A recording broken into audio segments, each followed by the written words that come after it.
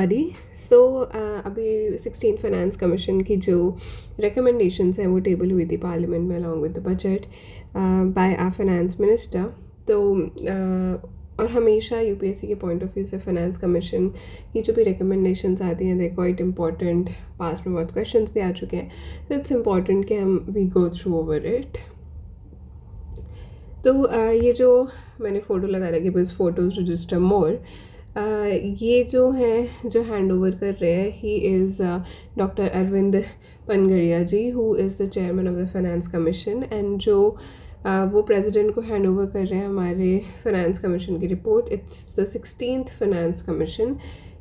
तो ये रिपोर्ट है, इट्स फॉर द एंड जो बाकी लोग हैं they are the chief economists sorry. So हर चीज़ के अंदर कॉन्स्टिट्यूशन के कुछ आर्टिकल्स इंपॉर्टेंट होते हैं। So there are 2 articles are really important when we talk about finance commission.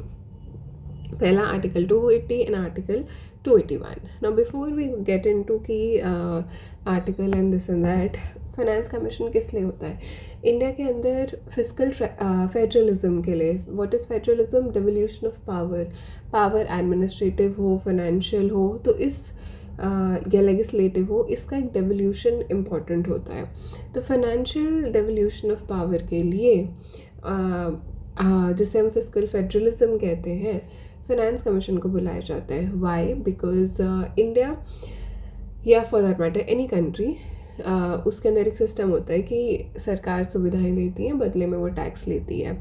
अब ये जो टैक्स है कुछ सरकार सेंट्रल गवर्नमेंट इम्पोज करती है, कुछ स्टेट गवर्नमेंट्स इम्पोज करती हैं। जो हम यूनियन लिस्ट और स्टेट लिस्ट की भी जहाँ पर बात करते हैं कि सब्जेक्ट्स कहाँ कहाँ पर कौन से मेंशन है, किस पर कौन सा कोई टैक्स बना सकता, मतलब रूल्स बना सकते हैं या नहीं बना सकते।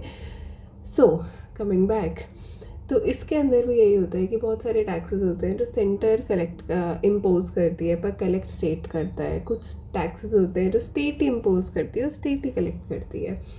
बट जो वो पूल ऑफ टैक्सेस है, that is the divisible pool of taxes जिसे हम बोलते हैं, जो डिवाइड होगा, जिसके हिस्से होंगे, बिकॉज इकट्ठा तो हमने एक बार कर लिया, now we have to divide it. Now divide कौन करेगा, उसके लिए ये कमीशन बिठाया जाता है जो कुछ सर्टेन क्राइटेरियाज बनाता है कि हर स्टेट की अलग अलग, मतलब एक समझ लो एक क्लास है, एक उसके अंदर बच्चे हैं, सबकी रिपोर्ट कार्ड, एक पैरामीटर्स पहले सेट किए जाते हैं, फिर एक रिपोर्ट कार्ड प्रिपेयर की जाती है कि इसकी, अगर हम इस बंदे को मैथ्स अच्छा आता है सो और इस पर इसकी इंग्लिश कमज़ोर है और हिंदी इसको एवरेज टाइप आती है, या for that matter some other language इसको एवरेज टाइप आती है, तो अगर मुझे उस बंदे को कुछ, उस बच्चे को से कुछ काम कराना है, या अगर मुझे उसकी स्किल्स को अपग्रेड करना है, तो मैं उसे कुछ स्टडी मटेरियल दे दूँगी हिंदी का, कुछ स्टडी मटेरियल दे दूँगी इंग्लिश का। मैथ्स तो उसका चलो बहुत बढ़िया है, तो उसके लिए मुझे उसे बहुत ज़्यादा पुश करने की ज़रूरत नहीं है। समझ रहे हो? मतलब अगर जो कोई स्टेट है जो बहुत ही गरीब है, of course they need more support, but at the same point of time something that needs to be taken care of is कि वो स्लैक ना करने लग जाए स्टेट्स की, सेंटर से पैसा आ तो जाएगा, हमें मेहनत करने की क्या ज़रूरत है। So a very intelligent and calculative assessments have to be made.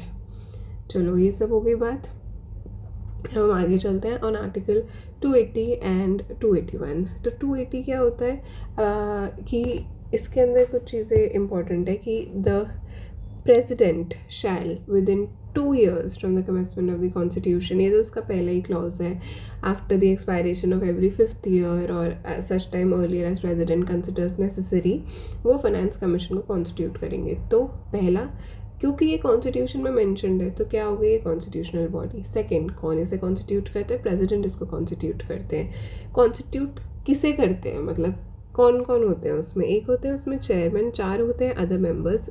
उन्हें कौन अपॉइंट करता है?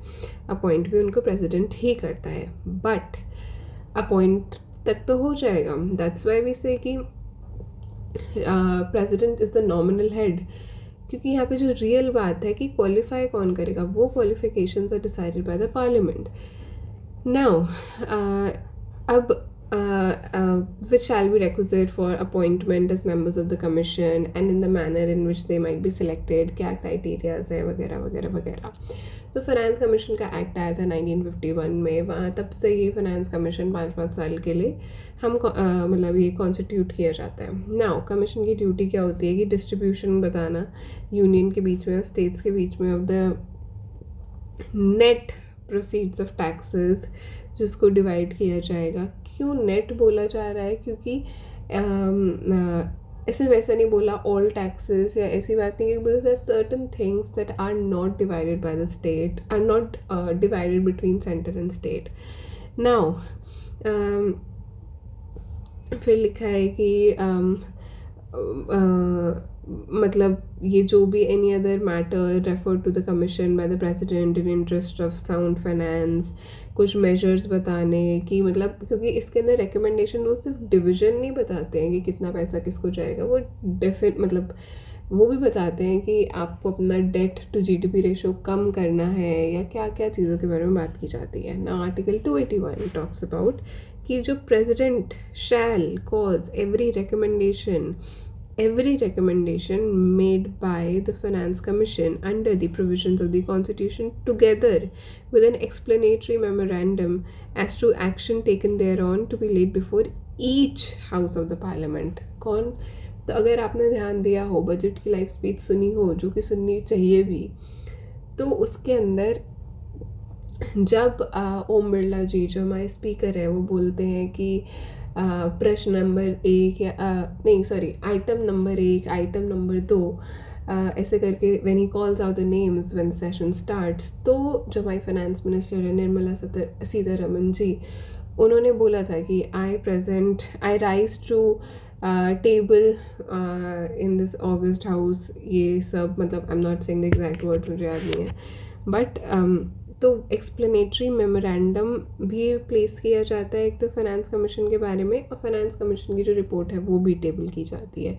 So it's handed over to the president जैसा कि यहाँ, लेकिन it's tabled in each house of the parliament by the finance minister and who causes it, president causes it, कि वो कह रहा है कि कह रही हैं या कह रहे हैं कि आप इसको प्लेस करिए टेबल पे.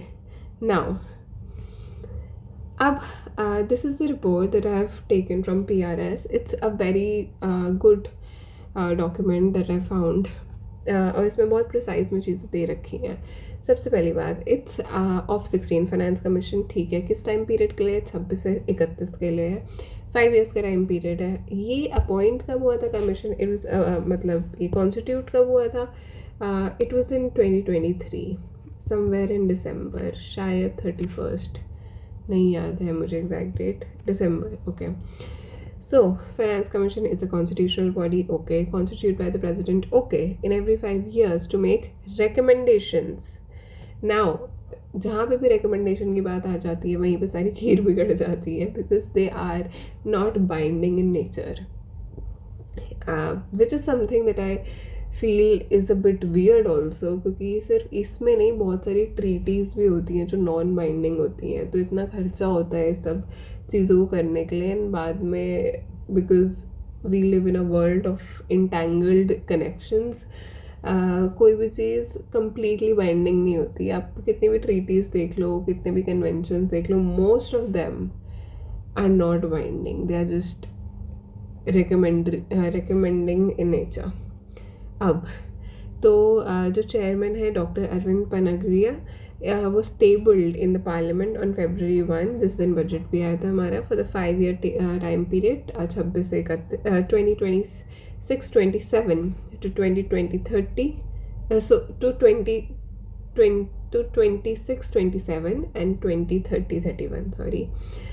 तो अब इसके की रिकमेंडेशंस क्या है ना, यहाँ से अब हम समझ चुके हैं फाइनेंस कमीशन क्या करता है, पैसा बांटता है, किस हिसाब से बांटता है, रिपोर्ट कार्ड बनाता है. अब जो रिपोर्ट कार्ड के क्राइटेरिया हैं वो बदलते रहते हैं, कभी कभी सेम भी होते हैं, कभी कभी बदल भी जाते हैं. और कुछ और 2-4 ज्ञान की बातें भी बता देता है फाइनेंस कमीशन। नॉट 2-4, काफ़ी मोटी होते हैं, इसके 2 वॉल्यूम्स में आता है ये, वॉल्यूम 1 वॉल्यूम 2। इस बार भी जैसे वॉल्यूम 2 है दैट हैज़ द एनेक्जर्स, और जो volume 1 is the main thing. Now to provide for the distribution of, पहला कि क्राइटेरिया क्या है, किस बेसिस पे ये सब हिस्सेदारी हो रही है। So the criteria for devolution to provide for the distribution of central taxes among states। तो सेंट्रल टैक्सेस को स्टेट्स में बांटने के लिए फाइनेंस कमीशन एक फार्मूला बताता है। इस फार्मूला जैसे आप स्टैट्स में देखो, एक चीज़ होती है वेटेड एवरेज, तो हर चीज़ का एक वेट होता है। तो वैसे इसमें एक, they are not doing plain weighted average but weightage होती है हर एक चीज़ की। So certain criteria by the 16th finance commission, तो वो डिटरमाइन करता है कि हर स्टेट को सेंट्रल टैक्सेस में से कितना पैसा मिलेगा as per the weights. Now अब ये जो क्राइटेरिया है एकदम कंठस्थ होने चाहिए। It's 1 2 3 4 5 6 7, there are 7 criterias. पहला इनकम डिस्टेंस, दूसरा पॉपुलेशन। इट्स इम्पॉर्टेंट कि 2011 पर हम ध्यान दें, because this is the first time कि हम 1971 वाले सेंसस पे इस फाइनेंस कमीशन ने रिलाई नहीं किया है। Okay, it's after such a long time, decades, कि अब इस बार 2011 का सेंसस का डेटा यूज़ किया गया है। And demographic performance, area, forest, tax and fiscal efforts, contribution to GDP. अब ये जो क्राइटेरिया है, अब यहाँ पे 2 चीज़ें आपको ध्यान देनी है, 16th 15th। अब आप देखोगे कि कुछ का वेटेज बढ़ा है, कुछ का घटा है, बढ़ा है, घटा है, बढ़ा है, घटा है, ठीक है। But the thing that needs to be seen is कि इसको तो हटा ही दिया और ये था नहीं, इसको ले आए। तो इनकम डिस्टेंस दोनों में था, पॉपुलेशन दोनों में थी, डेमोग्राफिक परफॉर्मेंस दोनों में था, एरिया दोनों में था, फॉरेस्ट दोनों में था, टैक्स एंड फिस्कल एफर्ट्स दोनों में नहीं था।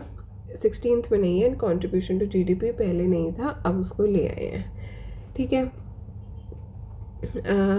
अब इसका मतलब होता क्या है कि income distance is income distance per capita GSDP distance, मतलब ग्रॉस स्टेट डोमेस्टिक प्रोडक्ट। तो 16th फाइनेंस कमीशन ने इनकम डिस्टेंस को डिफाइन किया as the difference between per capita GSDP of a state and the average of the per capita of the top 3 large states, ठीक है।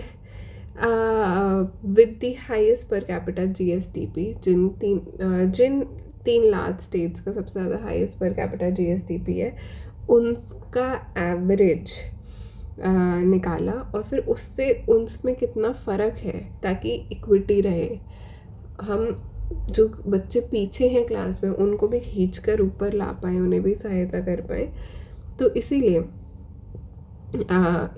ये तो हो गया इनकम डिस्टेंस। नाउ ये क्यों करा गया है इन्होंने, मतलब इन्हें क्या चुल थी कि ये हिसाब करते। वाई एम सेइंग चुल बिकॉज इससे पहले अभी तक के जो था उसके अंदर बस एक सिंगल स्टेट लिया जाता था। इस बार इन्होंने फॉर मोर वेरीड कॉन्सेप्ट उन्होंने 3 स्टेट्स को लिया है। तो स्टेट्स विद लोअर पर कैपिटा जीएसडीपी, जो पीछे हैं बच्चे, उन्हें ज़्यादा शेयर मिलेगा टू मेंटेन इक्विटी, कि कमज़ोरों का भी कोई तो होना चाहिए। Then population on this parameter, ये 2011 के सेंसस एज आई सेड उसको यूज़ करा गया है, इससे पहले 1971 वाला करते थे। डेमोग्राफिक परफॉर्मेंस, तो जो 15th फाइनेंस कमीशन था उसने ये इंट्रोड्यूस किया था to give incentive to the states जिन्होंने पॉपुलेशन कंट्रोल करने पे काम किया on the basis of TFR, यानी टोटल फर्टिलिटी रेट, ठीक है। टीएफआर का एक रिप्लेसमेंट लेवल होता है 2.1, तो अगर इतने पे है तो आपकी पॉपुलेशन ग्रो करती है, मतलब मेंटेन रहती है, रिप्लेसमेंट रेट है वो। बट अगर उससे कम होता है तो so that's related to TFR. अब 16th फाइनेंस कमीशन ने इसको रीडिफाइन किया है to account for the population growth between 1971 and 2011 instead on relying on the change in TFR। तो जिसका लोअर पॉपुलेशन ग्रोथ है उनको हायर शेयर मिलेगा, because they are doing efforts towards managing population. Forest में भी एक चेंज किया गया है। फॉरेस्ट के अंदर वेटेज दिया गया है to both the share of a state in overall forest area and its share in the overall forest area between those are 15 and 23। तो एक तो उसमें ओवरऑल फॉरेस्ट एरिया उसका कितना है, और जो ओवरऑल फॉरेस्ट एरिया का जो शेयर है वो 15 और 23 के बीच में कितना है, ये मतलब इट्स अ बिट टेक्निकल। जो मेजर इसमें बात इम्पॉर्टेंट है वो ये है कि उन्होंने ओपन फॉरेस्ट को भी कंसिडर किया गया है इन टोटल फॉरेस्ट एरिया, जबकि पहले सिर्फ डेंस फॉरेस्ट को कंसिडर किया गया था, moderately dense and only dense को कंसिडर किया गया था। ओपन फॉरेस्ट मतलब जो जहाँ पर इट्स नॉट वेरी डेंसली कि मतलब बहुत ही घने जंगल है, स्पार्सली पॉपुलेटेड भी है, ट्रीज थोड़े थोड़े ही हैं अगर, तो भी उनको मान लेते हैं ये लोग। फिर तीसरा फॉरेस्ट तक आ गए। अब कंट्रीब्यूशन टू जीडीपी, ये टैक्स एंड फिस्कल एफर्ट्स से पिछली बार करा था, इस बार वापस इन्होंने हटा दिया है इसको। पिछली बार ये इसलिए किया गया था कि कौन कौन टैक्स रियलाइजेशन के लिए एफर्ट्स कर रहे हैं वगैरह वगैरह। इस बार they have come to contribution to GDP. तो 16 फाइनेंस कमीशन ने कहा है कि नेशनल जीडीपी में आप कितना कंट्रीब्यूट कर रहे हो इस हिसाब से आपको पैसा दिया जाएगा। तो टैक्स एंड फिस्कल एफर्ट्स को इरेज कर दिया गया है, जहाँ पर which rewarded states with a higher tax collection efficiency. Now contribution to GDP by state एक फॉर्मूला था कि जो square root of GSDP to the sum of square root of GSDP of all states. तो GSDP of each state is measured as the average nominal GSDP between ई साल वगैरह और pandemic. तो नॉमिनल क्या होता है, नॉमिनल होता है एट करंट प्राइसेस। फिर ग्रांट्स इन एड, तो अब जो 16 फाइनेंस कमीशन, अब ये कुछ फैक्ट्स एंड फिगर्स हैं, मोटे मोटे थोड़े पता होने चाहिए। तो 16 फाइनेंस कमीशन ने कहा है कि 9.5 लाख करोड़ रुपीज़ के ग्रांट्स होंगे इन 5 ईयर के पीरियड में। अब इन ग्रांट्स का भी एक डिवीज़न है, जिस तरह टैक्सेस का है अब ग्रांट्स का डिवीज़न। पहले तो ग्रांट्स कितने हैं, 9.5 लाख करोड़ के। अब अर्बन एंड लोकल बॉडीज़ के लिए हैं ग्रांट्स, डिज़ास्टर मैनेजमेंट के लिए ग्रांट्स हैं।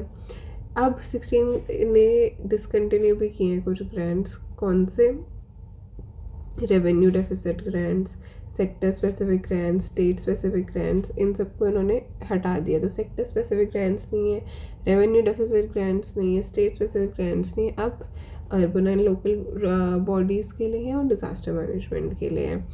तो लोकल गवर्नमेंट्स के लिए मेजर चंक जो जाता है वो लोकल गवर्नमेंट्स के लिए है, जो कि है ऑलमोस्ट 7,90,000, जिसके अंदर भी you have to pay attention कि जो रूरल वाले हैं उनके लिए ज़्यादा है एज़ कम्पेयर टू अर्बन वाले। हर एक के अंदर, दोनों के अंदर बेसिक ग्रांट तो है कि मतलब इतना तो देंगे। परफॉर्मेंस ग्रांट हम किस लिए करते हैं, मतलब तुम अच्छा परफॉर्म करोगे तो तुम्हें इस हिस्से से आपसे पैसा मिलेगा, so that there is always an incentive to improve. Then इसके अंदर अर्बन में है एक स्पेशल इंफ्रास्ट्रक्चर कंपोनेंट, एक अर्बनाइजेशन प्रीमियम। तो इस फाइनेंस कमीशन का फॉर दैट मैटर इस इकोनॉमिक सर्वे का भी अर्बनाइजेशन में बहुत फोकस है, और डिज़ास्टर मैनेजमेंट। तो कौन से, एक तो लोकल गवर्नमेंट्स के लिए ग्रांट्स दिए इन्होंने और डिज़ास्टर मैनेजमेंट के लिए ग्रांट्स दिए हैं। अर्बन और लोकल बॉडीज़ में अर्बन और रूरल बॉडीज़ में रूरल के लिए इन्होंने ज़्यादा ग्रांट्स दिए हैं। Basic grants, performance grants, urban local bodies में basic grants, performance grants and special infrastructure component and urbanisation premium, और डिज़ास्टर मैनेजमेंट के ग्रांट्स। अब जो लोकल बॉडीज़ के ग्रांट्स हैं उसमें फिर से इन्होंने कुछ फैक्ट्स एंड फिगर्स लिख रखे हैं कि मतलब एग्जैक्ट याद हो ना हो, बस इतना कि रूरल के लिए ज़्यादा है, अर्बन के लिए कम है।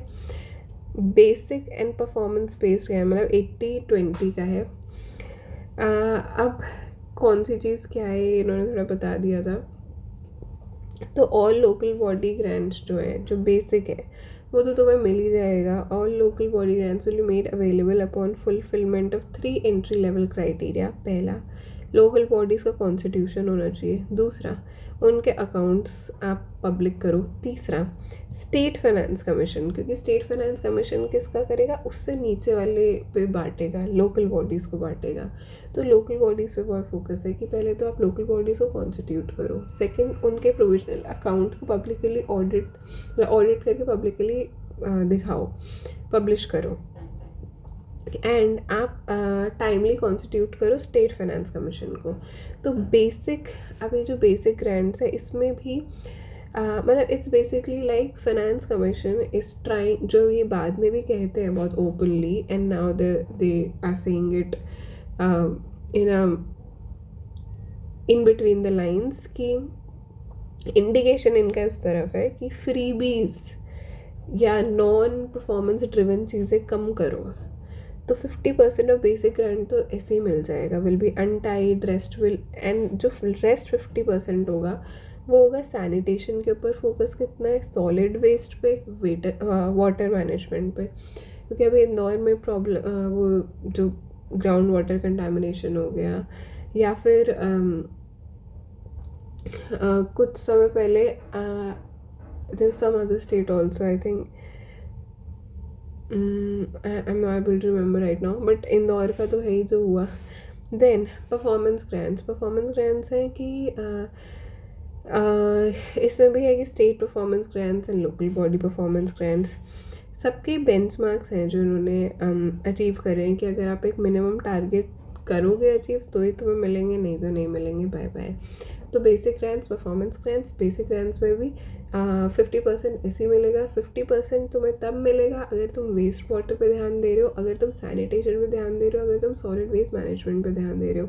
Solid waste management, sanitation, water management, ये सब किससे रिलेटेड है? At the end it's related to urbanisation. Urbanisation किस में आता है? अर्बनाइजेशन कम्स इन GS1, ठीक है।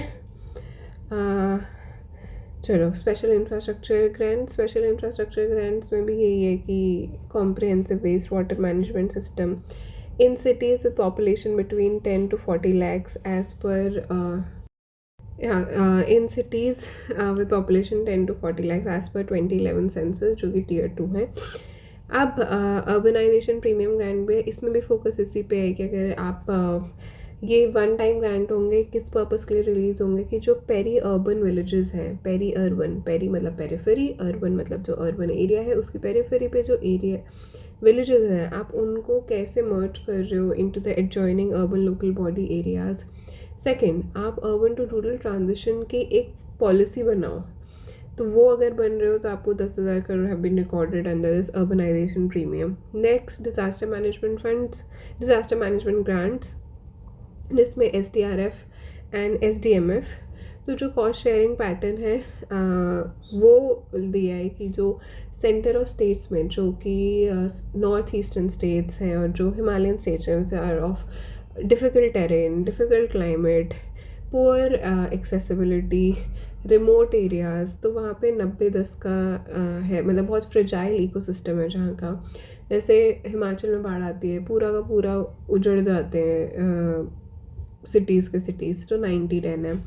वहीं पे जो बाकी स्टेट्स में उसमें 75-25 है। फिस्कल रोड मैप, हाँ ये है वो ज्ञान की बातें। अब जो ये करेगा finance commission, the commission has recommended कि जो सेंटर है उसे अपना फिस्कल डेफिसिट को ले आना चाहिए 3.5% ऑफ द GDP बाय 2031।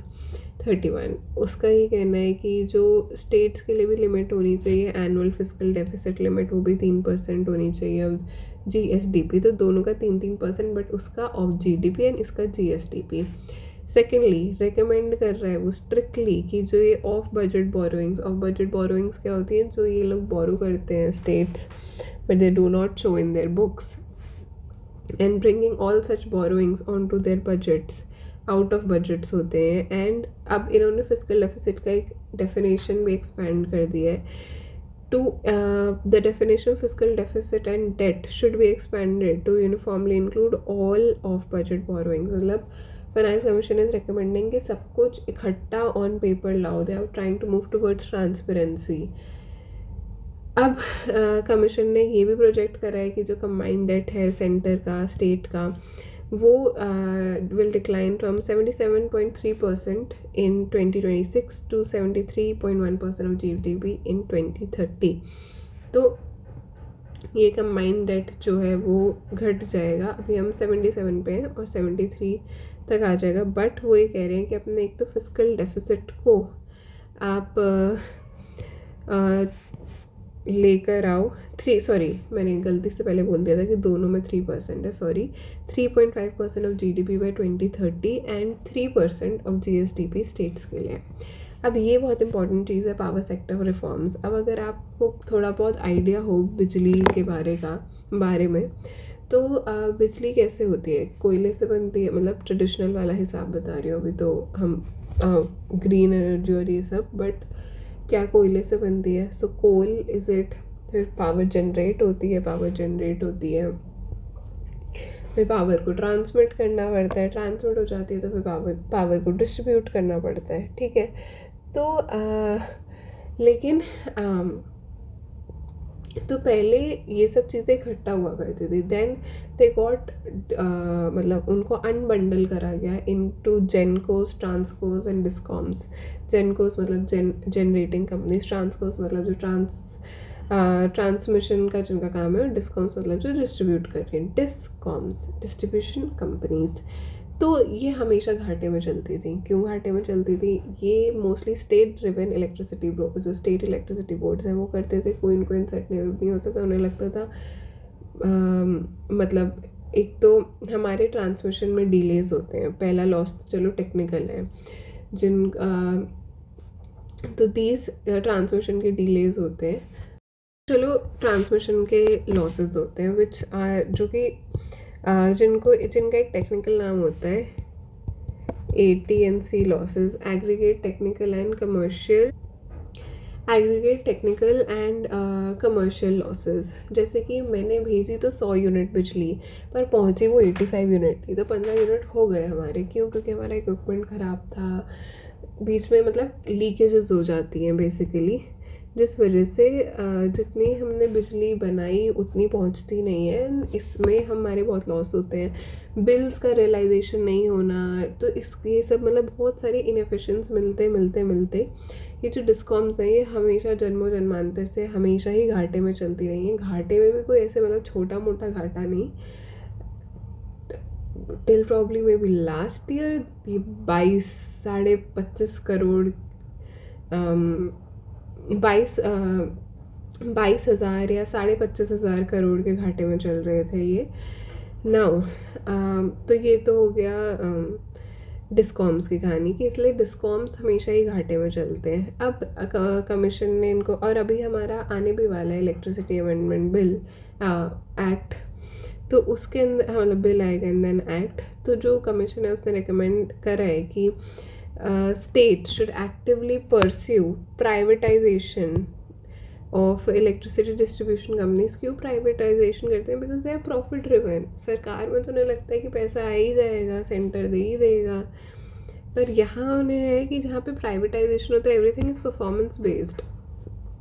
तो इसलिए इट्स रिकमेंडेड कि state should actively pursue privatisation of electricity distribution companies.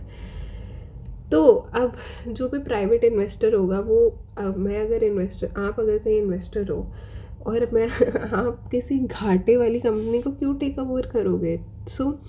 एक इन्होंने प्रोविज़न भी ये कह रहे हैं कि अगर आपको शील्ड करना है private investor from debt burden after discount take over, एक special purpose vehicle be created to warehouse the debt, या प्री पेमेंट और eventual repayment of this debt may be allowed using the funds from SASCI, जो कि special assistance scheme for capital investment. ये अगर आप economic survey की वाली press conference सुनोगे उसमें भी सर ने नागेश्वरन सर ने बहुत बार towards the end he mentions about SASCI, special assistance scheme for capital investment. अब सैस्काई क्या है? SASCI was a scheme that was introduce during the pandemic period. ये है लॉन्ग टर्म आपके इंटरेस्ट फ्री लोन्स देता है centre, to the states. Long term से मेरा मतलब है 50 ईयर्स के लिए लोन देता है for capital expenditure and their interest free. Capital expenditure के लिए क्यों लोन देता है? बिकॉज कैपिटल एक्सपेंडिचर बढ़ता है तो इकोनॉमी ग्रो करती है। कैसे ग्रो करती है? मनी मल्टीप्लायर बनता है, बढ़ता है, virtuous cycle of growth activate हो जाता है। सो मतलब तो इसीलिए कि उसको मतलब उसको लो यूज़ करके इसका रीपेमेंट किया जाए या जो भी, मतलब they should something should be done. This is just one of the ways that they are recommending and they are also recommending कि एक बार प्राइवेटाइजेशन हो जाए फिर आप ये सब करें। बिकॉज यू नो ऐसा ना हो कि स्टेट्स इसको they start using it without privatisation. वो नहीं करना है, पहले आप प्राइवेटाइजेशन करो, वो सब प्रोसेस करो, देन सैस्काई वाला चीज़ यूज़ करो। सो सैस्काई ये पैंडमिक में इंट्रोड्यूस किया था 2020 एंड 2021, हाँ उधर इंट्रोड्यूस किया गया था। Long term interest free loans 50 साल के लिए सेंटर स्टेट को देता है। अब सब्सिडी एक्सपेंडिचर पे भी वो कह रहे हैं कमीशन कि आप रिव्यू करो, स्टेट्स को बोल रहे हैं कि और रैशनलाइज करो अपने सब्सिडी एक्सपेंडिचर को। जो ये भी फ्रीबीज़ हैं, व्हाट इज़ फ्रीबीज़, थोड़ा सोफिस्टिकेटेड भाषा में लिख दिया। Unconditional cash transfers tend to have large and untargeted beneficiaries. तो पहले आप कि ऐसे नहीं होता कि सबको ये मिलेगा, सबको मिलेगा, उससे it the opportunity cost gets transferred on to the tax paying citizen। ये एक क्वेश्चन भी आया था प्रीलिम्स में। सो इट्स रिकमेंड्स कि आप क्लियर क्राइटेरिया बताओ कि आप इनको दोगे, इनको नहीं दोगे, एक रिव्यू प्रोसेस हो, तो मतलब इफेक्टिव टारगेटिंग की तरफ आप फोकस करो। Secondly again it talks about of budget borrowings कि उसको यूज़ करके आप अपने फ्रीबीज़ कि ये जो फाइनेंसिंग ऑफ सब्सिडीज़ है अगर इसको आप डिसकंटिन्यू करिए। एंड एक लैक ऑफ स्टैंडर्डाइजेशन है in the defining and accounting of subsidies and transfers across the states. It's observed कि जो सब्सिडीज़ और ट्रांसफर्स हैं across states they are being misclassified as assistance, grants और अदर एक्सपेंडिचर।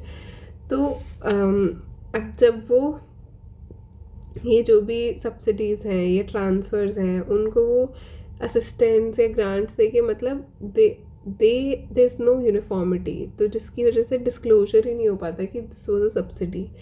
तो इसलिए एक यूनिफॉर्म अप्रोच अडॉप्ट करने को बोल रहे हैं। नाउ सेकंड, जो कमीशन अब डिसइन्वेस्टमेंट की भी बात करता है। डिसइन्वेस्टमेंट इज़ कैपिटल रिसीट्स, क्योंकि इसके अंदर आपकी एसेट्स कम होते हैं लेकिन आपको कैपिटल एसेट्स कम होते हैं पर आपको पैसा मिलता है। So the commission recommended a review and closure of 308 inactive state public sector enterprises. उन्होंने कहा कि ये जो स्टेट लेवल के PSCs हैं इनका एक डिसइन्वेस्टमेंट पॉलिसीज़ बनाओ जो अंडर परफॉर्म करें, मतलब जस्ट बिकम एफिशिएंट। ऐसे नहीं जैसे पावर डिस्कॉम्स में भी यही कहा और ये पब्लिक सेक्टर एंटरप्राइजेस में भी वो यही कह रहे हैं। अब वो क्या बोल रहे हैं कि जो इनकर करते हैं लॉसेस और 3 out of the 4 consecutive years उसको कैबिनेट की कंसिड्रेशन के लिए किया जाए एंड वगैरह वगैरह। अब ये this was one chart that I pasted just to give an understand, because generally हम जैसे ये वर्ड सुनते हैं ना, डिस्कॉम, जेनको, ट्रांसको, हमें लगता है क्या क्या बात हो रही है सब। सो दिस इज़ जस्ट वो मैंने जो आपको कहानी बताई कि पहले कोल होता है, कोल से फिर हम जनरेट करते हैं, जनरेट से हमें ट्रांसमिट करना पड़ता है, ट्रांसमिट से फिर हम डिस्ट्रीब्यूट करते हैं। अब जब हम ट्रांसमिट कर रहे होते हैं, ट्रांसमिशन में लॉसेस होते हैं, AT&C लॉसेस। ये लॉसेस इंडिया में बहुत ज़्यादा हैं, चाइना में बहुत कम है। That's why China is where China is. So state wise accumulated discom losses जो हैं, अच्छा हाँ एक चीज़ और कि ये डिस्कॉम्स कि अभी एक हेडलाइन भी आई थी कि they have posted a profit. तो कैसे प्रॉफिट पोस्ट करा डिस्कॉम्स ने आफ्टर डेकेड, यानी बजट की स्पीच में भी बोला गया था आफ्टर मेनी डेकेड्स इतने कि हमेशा ही घाटे में चलते थे। इस बार इन्होंने पता नहीं 2000 या 2500 करोड़ का प्रॉफिट इन्होंने पोस्ट करा है। कैसे? बिकॉज इन्होंने थोड़ी अपनी इनएफिशिएंसीज प्लग की हैं, plus centre has started saying कि जो भी बेल आउट्स हैं वो आपको अनकंडीशनली नहीं मिलेंगे कि बस अब घाटा होता जा रहा है, कर्जा चढ़ता जा रहा है और हम आपको पैसे देते जाए, वैसा नहीं होगा। You have to start improving, efficient बनो, बिल्स का जो रियलाइजेशन है वो एफिशिएंटली करो, तभी जाके ये सब आप मतलब चीज़ें प्लग इन करोगे तो डिस्कॉम्स मिलता है। पर अभी भी इट्स लाइक इसमें भी एक कैच है कि that's the PAT, collective PAT मतलब प्रॉफिट आफ्टर टैक्स, और वो भी कलेक्टिव है। मतलब कि अगर समझ लो ऐसे 9 लोग हैं तो उसमें से हो सकता है सिर्फ 2 या 3 लोग ही ठीक हो, बाकी लोग ठीक ना हो, लाल में ही हो। बट ये इनकी मतलब दे आर मोर पोटेंट, तो ओवरऑल लग सकता है कि सब कुछ ग्रीन है, बट ऐसा है नहीं। तो इसलिए collective PAT, profit after tax, वो भी कलेक्टिव है, मतलब some of them are still underperforming. अब सबसे ज़्यादा डिस्कॉम के लॉसेस का एक एग्रीगेट लॉसेस की बात थी of all state owned discoms. तो आप ये देखो तमिलनाडु में सबसे ज़्यादा है, 24% जितने भी लॉसेस हैं उसमें Tamil Nadu has the biggest share. Uttar Pradesh का बहुत बड़ा शेयर है, राजस्थान का, मध्य प्रदेश का। So these are some, Tamil Nadu top से 24% है डिस्कॉम लॉसेस में। अब ये 2 टेबल्स थी which are like really important to develop an understanding. तो जो इंडिविजुअल ये 2 टेबल्स हैं, पहली वाली जो है वो है individual share of states in the taxes devolve by the centre. अब ये क्यों इम्पोर्टेंट है? इसलिए इम्पोर्टेंट है क्योंकि पिछले कुछ सालों से साउथ के स्टेट्स को लग रहा था कि हमें तो बहुत कम शेयर देते हैं, we are not given importance and this and that. But इस बार southern states have gotten hiked, whereas जो बाकी नॉर्थ के स्टेट्स हैं उनका थोड़ा थोड़ा कम ही हुआ है। जैसे कि आंध्र प्रदेश 405 था, 4.22 मिला है। अब अरुणाचल प्रदेश, सॉरी आंध्र प्रदेश के बाद हम पहले साउथ के कर लेते हैं। तो गुजरात, हिमाचल, ठीक है। कर्नाटका 3.65 था, 4.13। फिर केरला 1.93 था, 2.38। फिर तमिलनाडु 4.08 था, 4.10। फिर तेलंगाना 2.1 था, 2.17। अब ऐसे दिखने में लग रहा होगा कि बहुत ही हल्का हल्का सही तो बदला है, but when you see the whole of it तो बहुत ज़्यादा है। मतलब समझ लो कितने करोड़ों का डिफरेंस है इनमें, इन छोटी छोटी परसेंटेजेस में भी, ठीक है। But when you now talk about Uttar Pradesh तो इसका घटा है, ठीक है। Then you talk about West Bengal, इसका घटा है। Then you talk about Bihar, इनका भी घटा है। तो इन सब स्टेट्स का घटा है। अब वही अगर हम हिली एरियाज़ की बात कर लें फॉर अ चेंज, तो या हिली एरियाज़ में आप देखो हिमाचल प्रदेश का बड़ा है। देन अब हाँ, एक चीज़ ये है कि जम्मू एंड कश्मीर का क्यों यहाँ कर दिया है, क्योंकि जम्मू एंड कश्मीर ये 15-20 तक तो वो था, मतलब ड्यूरिंग दिस पीरियड 15 से इस 14th फाइनेंस कमीशन का जब टाइम पीरियड था तब तो ये स्टेट था। अब फिर इसके बाद तो यूटी बन गया, तो इसीलिए यहाँ पर नहीं इंक्लूड किया गया जम्मू एंड कश्मीर को। दैट्स व्हाई इट गॉट यहाँ पर डैश है। बिकॉज अगर आपने ध्यान से पढ़ा हो तो वहाँ लिखा है to devolution of taxes by centre to the states, not states and union territories. अब तो ये हमारे कुछ होगा, हाँ, जैसे उत्तराखंड हो गया तो 1112 114, ठीक है। समझ गए ना, मतलब बात की साउथ के स्टेट्स का बड़ा है, नॉर्थ के स्टेट्स का कम हुआ है, हिली स्टेट्स का भी बड़ा है फॉर दैट मैटर। अब जो ये special infrastructure component of ULB grants, अब याद करो हमने क्या बात करी थी। स्पेशल ULB ग्रांट्स में वेस्ट वाटर की बात हुई थी, मतलब अर्बनाइजेशन फोकस्ड जो वो बातें थी। तो उसमें ये है कि पुणे, जयपुर, लखनऊ, कानपुर, इंदौर वगैरह वगैरह वगैरह एंड ऑल। तो ये देखो special infrastructure development of urban local bodies में भी जो यहाँ पे बात की गई है कि वेस्ट वाटर की बात होगी, तो आपको वो स्पेशल पैसे दिए जाएंगे वगैरह वगैरह। नाउ अब ये जो ग्रांट्स इन एड की बात है, ग्रांट्स इन एड कितना था, 9.5 लाख करोड़, 9.4। तो रूरल को ज़्यादा दिया है, अर्बन को कम दिया है, और डिज़ास्टर मैनेजमेंट ग्रांट्स। अब इसमें भी देखो ये टेबल सी दे रखी है। ऑफ कोर्स ये फिगर्स ना याद हो सकते हैं, ना कोई ज़रूरत है करने की, बट मेजर बात समझ लेनी चाहिए कि जैसे जो स्टेट्स, अब डिज़ास्टर मैनेजमेंट की एक बार आप टेबल देखो, तो डिज़ास्टर मैनेजमेंट ग्रांट्स में यू विल सी कि कुछ स्टेट्स हैं, जैसे ये है महाराष्ट्र, इसको बहुत ज़्यादा पैसा मिला है, या फिर बिहार को बहुत ज़्यादा पैसा मिला है फॉर दैट मैटर, या फिर उड़ीसा को बहुत ज़्यादा पैसा मिला है। ये गुजरात को बहुत ज़्यादा पैसा मिला है डिज़ास्टर मैनेजमेंट ग्रांट्स में। अब रूरल और लोकल बॉडीज़ का मतलब ठीक है, ये तो समझ गए, बस आप अब इसमें हम एक बार वो कर लेते हैं रिवाइज टाइप्स।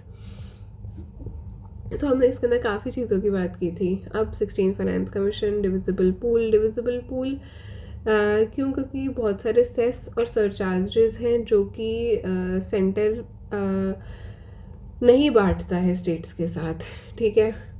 ये एक मेजर पॉइंट ऑफ कंटेंशन भी रहता है कि सेंटर को लगता है कि हम कि स्टेट्स को लगता है कि जब we are playing a role in collection of those cess and surcharges, तो why aren't we being a part of that, मतलब हमें उसमें से एक हिस्सा क्यों नहीं मिल रहा है।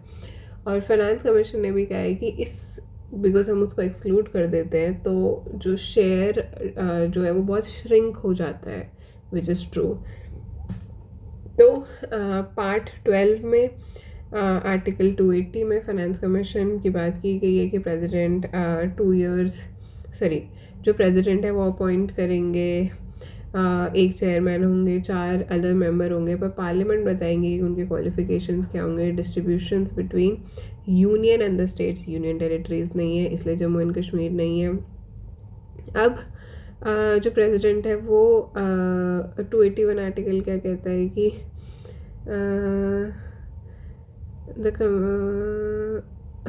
कि फाइनेंस कमीशन की जो भी रिकमेंडेशंस और एक्सप्लेनेटरी मेमोरेंडम को एवरी हाउस के आगे रखा जाए। फिर एक ये समरी है जिसके अंदर it's a constitutional body, doctor Arvind Panagariya इसके चेयरमैन थे, February 1 को रखा गया। 41% पे डिविजिबल पूल रखा गया है इस बार भी, लास्ट टाइम भी इतना ही था। फिर जो divisible pool is arrived after excluding cost of collection, cess, surcharge. फिर क्राइटेरिया फॉर डेवोल्यूशन क्या है, क्राइटेरिया फॉर डेवोल्यूशन में 6 क्राइटेरिया है इस बार, ये 7 की टेबल है बट 6 क्राइटेरिया है, क्योंकि टैक्स एंड फिस्कल एफर्ट्स को हटा दिया गया है। Income distance, demography, area, population, forest, income distance, population, demographic performance, area, forest and contribution to GDP. Income distances क्या है कि टॉप के 3 से कितना फ़र्क है between the per capita GSDP of a state और उसके एवरेज में। लोग जो पीछे हैं थोड़े स्टेट्स, उनको ज़्यादा दिया जाएगा। देन जो पॉपुलेशन है उसके अंदर 2011 का सेंसस यूज़ किया गया है। डेमोग्राफिक परफॉर्मेंस, जिन्होंने पॉपुलेशन कंट्रोल करने के मेजर्स लिए उनको इंसेंटिवाइज किया जाएगा। फॉरेस्ट में ओपन फॉरेस्ट को भी इंक्लूड किया गया, लास्ट टाइम नहीं इंक्लूड किया था। कंट्रीब्यूशन ऑफ जीडीपी में जो स्टेट कितना कंट्रीब्यूट कर रहा है, जितना ज़्यादा कंट्रीब्यूट कर रहा है उसको ज़्यादा टैक्स मतलब दिया जाएगा। फिर ग्रांट्स एंड एड के अंदर अर्बन लोकल बॉडीज़ की बात की गई है, डिज़ास्टर मैनेजमेंट ग्रांट्स की बात की गई है। कुछ ग्रांट्स को डिसकंटिन्यू किया गया है, sector specific, revenue deficit and state specific. फिर ग्रांट्स फॉर लोकल बॉडीज़ के भी जो ग्रांट्स हैं उसमें परफॉर्मेंस बेस्ड हैं, बेसिक हैं। फिर लोकल बॉडी के ग्रांट्स उन्हीं को ही मिलेंगे जो या तो जिनके 3 क्राइटेरिया है, लोकल बॉडी का कॉन्स्टिट्यूशन होना चाहिए, पब्लिकेशन होना चाहिए उनके अकाउंट्स का, और स्टेट फाइनेंस कमीशन को भी बनाना चाहिए। फिर परफॉर्मेंस ग्रांट्स के अंदर बेसिक ग्रांट्स में भी 50% वेस्ट वाटर सैनिटेशन से लिंक्ड है। परफॉर्मेंस ग्रांट्स के अंदर है कि उनके भी अपने अपने बेंचमार्क्स हैं। स्पेशल इंफ्रास्ट्रक्चर उनको है जो comprehensive waste water management in Tier 2 cities. Then disaster management grants 90-10 for hilly and for Himalayan and north eastern and 75-25 for other states. Fiscal deficit वो बोल रहे हैं कि 3.5% ऑफ GDP लाओ बाय 2030-31, और स्टेट्स को बोल रहे हैं 3% ऑफ GSDP लाओ बाय 2031। ऑफ बजट बोरिंग्स को हटा दिया जाए, एंड जो कंबाइंड डेट है सेंटर एंड स्टेट वो अभी 77.3% है, उसको 73.1 लाया जाए आफ्टर दीज 5 years। फिर पावर सेक्टर्स डिस्कॉम की बात की गई, सैस की स्कीम की बात की गई, सब्सिडी एक्सपेंडिचर में लैक ऑफ स्टैंडर्डाइजेशन की बात की गई, डिसइन्वेस्टमेंट की बात की गई। फिर ये तो मैं आपको ऐसे ही एक्स्ट्रा बता रही थी, and these are other things. Okay, so that's it. So I hope you understood, you developed a good understanding of the Finance Commission. I tried to tell it in the most simple and a story like way as possible, क्योंकि बहुत बार हमें बहुत सारी words के कुछ background नहीं पता होता, तो वो रजिस्टर नहीं होता है। If you like this video, please like, share, subscribe to the channel. Thank you so much. I'll see you in the next one. Take care. Bye.